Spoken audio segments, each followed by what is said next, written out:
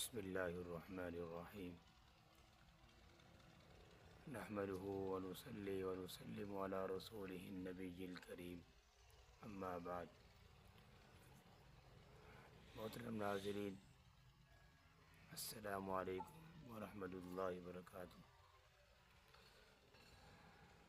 آج آپ کے سامنے ایک عمل پیش کر رہا ہوں۔ وہ عمل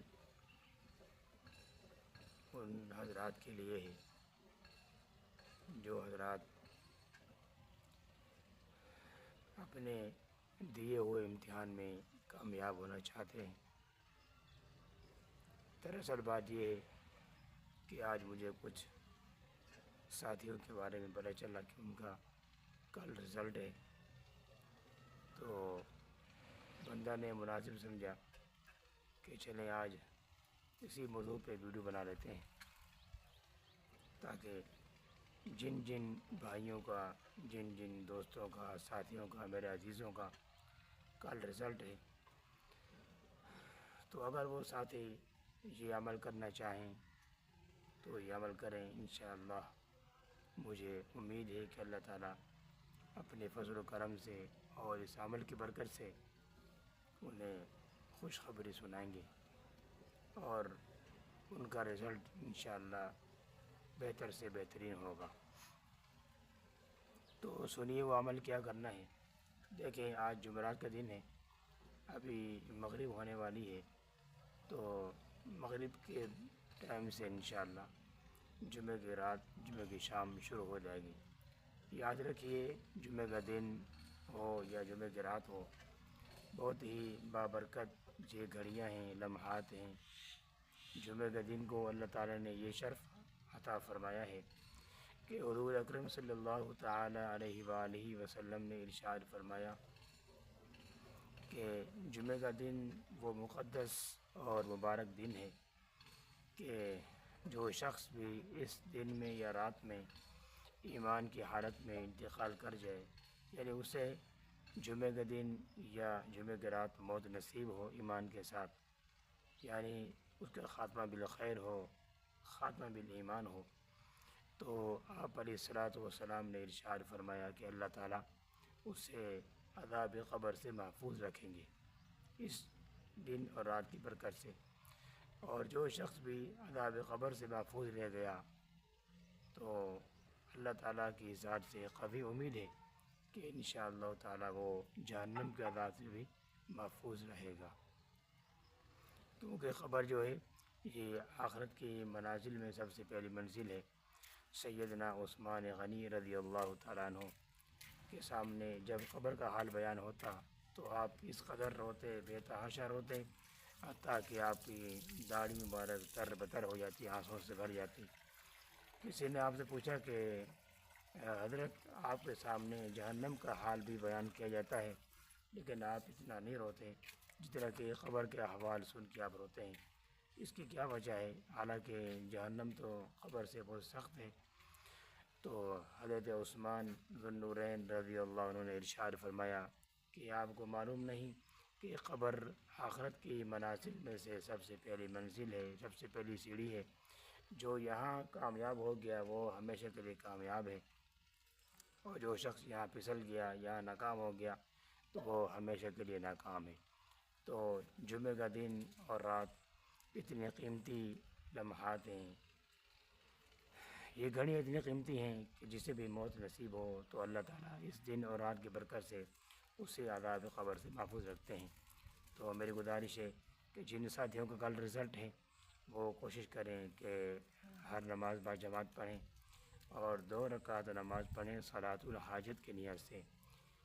بہتر یہ ہے کہ 2 رکعت پڑھیں مغرب کے بعد، 2 پڑھیں عشاء کے بعد، اور 2 پڑھ لیں صبح تہجد کے ٹائم۔ اس طرح پھر آپ پڑھیں اشراق کے ٹائم، چاش کے ٹائم، کل جمعہ کی نماز کے بعد پڑھ لیں آپ۔ تو 2 رکعت نماز پڑھیں صلاۃ الحاجت کی نیت سے، 2 رکعت نماز صلاۃ الحاجت نماز پڑھیں اور رو رو کے گڑ گڑا کے اللہ تعالیٰ سے دعا مانگیں کہ یا اللہ، جو کام میرا کرنے کا تھا میں نے کر لیا، اب رزلٹ آپ کے ہاتھ میں ہے، نتیجہ آپ کے ہاتھ میں ہے۔ اے اللہ، میری دعا ہے کہ مجھ گناہ گار کو، اپنے والدین، اساتذہ کرام، بزرگوں، دوستوں، عزیزوں، رشتہ داروں میں اور پورے اسکول میں، اکیڈمی میں، یا اللہ پورے معاشرے میں، پورے محلے میں، خاندان میں مجھے سرخ رو فرما۔ تو آپ یہ عمل کریں اور اللہ سے دعا مانگیں، تو انشاءاللہ 2 رکعت کی برکت سے، دعا کی برکت سے آپ انشاءاللہ سرخ رو ہوں گے۔ یاد رکھیے دعا تقدیر کو بدل دیتی ہے، لیکن یہ ان حضرات کے لیے ہے کہ جنہوں نے محنت کی ہے، اور جنہوں نے بالکل پڑھا ہی نہیں ہے، سست رہے، غافل رہے، اور کچھ محنت نہیں کی، کچھ پڑھا بھی نہیں، یاد بھی نہیں کیا، تو وہ خود اب سوچیں کہ وہ کیا ہوگا پھر۔ دیکھیں اللہ تعالیٰ نے دنیا کو جوڑا ہے اسباب کے ساتھ۔ جو آدمی اسباب اختیار کرتا ہے تو اسی چیز کو پا لیتا ہے۔ اسباب کیا ہیں کہ آپ غیر حاضری نہ کریں، روزانہ پڑھنے آئیں، محنت سے پڑھیں، اور جو آپ کو ٹیچر حضرات پڑھیں آپ اسے صحیح سمجھیں، یاد کریں، پڑھیں، سنائیں، محنت کریں، ٹائم کو ضائع نہ کریں۔ تو پوری محنت کے بعد انشاءاللہ پھر اللہ سے دعا مانگیں، آپ کامیاب ہوں گے۔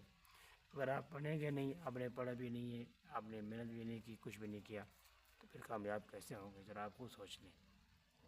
ایک واقعہ مجھے یاد آ رہا ہے، حضرت تھانوی رحمۃ اللہ علیہ بہت بڑے اللہ والے گزرے، ہندوستان کے عالم ہیں۔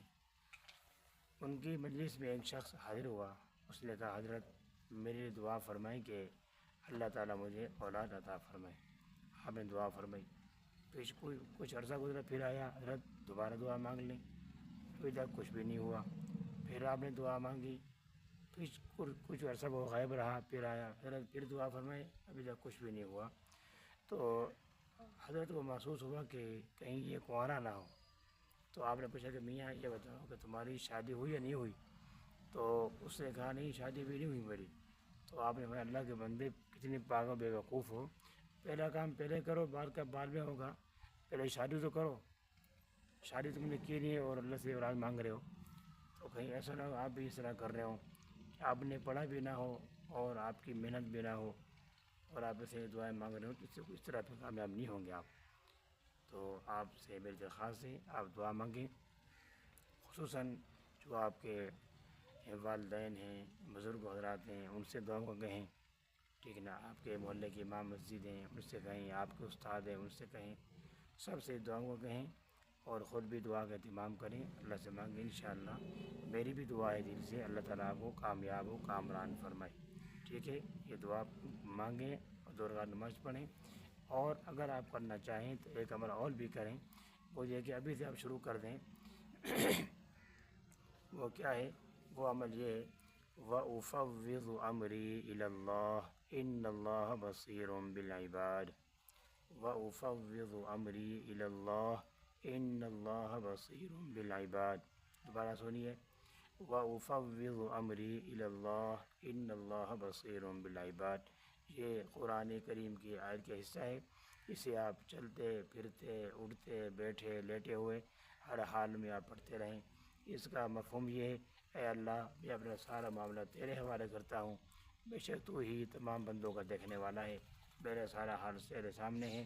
یا اللہ عزت اور ذلت کا مسئلہ ہے، اے اللہ تو میری حفاظت فرما، مجھے رسوائی سے بچا اور مجھے کامیاب و کامران فرما۔ اب یہ عمل پڑھتے رہیں اور 2 رکعت نماز پڑھیں اور اللہ سے دعا مانگیں انشاءاللہ۔ اگر کر سکیں تو 2 رکعت پڑھیں مغرب کے بعد، پھر عشاء کے بعد، پھر آپ صبح تہجد کے ٹائم پڑھیں، پھر اشراق کے وقت، پھر چاشت کے وقت، پھر جمعہ کی نماز کے بعد پڑھیں، آپ دعا مانگیں انشاءاللہ اللہ تعالیٰ آپ کو کامیاب و کامران فرمائیں گے۔ بندہ کی بھی دل سے دعا ہے، ابھی بھی انشاءاللہ بعد میں بھی کروں گا انشاءاللہ میں، ان تمام حضرات کے لیے، اپنے بھائیوں کے لیے، اپنے دوستوں کے لیے، اپنے عزیزوں کے لیے کہ جن کے کل رزلٹ ہے، سارے ہمارے بھائی ہیں، دوست ہیں، عزیز ہیں، ہماری دل سے دعا ہے کہ اللہ تعالیٰ تمام بھائیوں کو، دوستوں کو، بہنوں کو، اللہ تعالیٰ سب کو کامیاب و کامران فرمائے، اللہ تعالیٰ خوشیاں نصیب فرمائے، اللہ تعالیٰ عزت دوبارہ فرمائے اور اللہ تعالیٰ سرخرو فرمائے، آمین ثم آمین۔ السلام علیکم ورحمۃ اللہ وبرکاتہ۔